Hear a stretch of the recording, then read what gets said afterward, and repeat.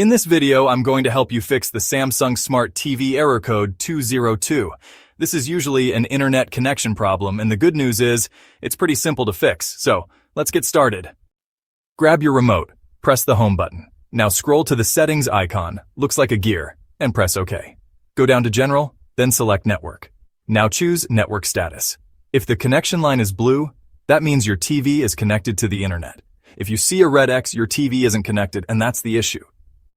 Next, try connecting another device, like your phone, laptop, or Xbox, to the same Wi-Fi.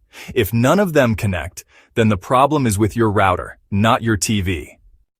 Unplug your router from the wall. Wait 10 minutes, then plug it back in and let it reboot. Now check your TV again. If you're still getting the error, let's keep going. If you still can't connect, you should probably contact your internet service provider and ask if there's an outage or maybe a block on your IP. Back on your TV, go to Settings, then General, then Network, and choose Reset Network.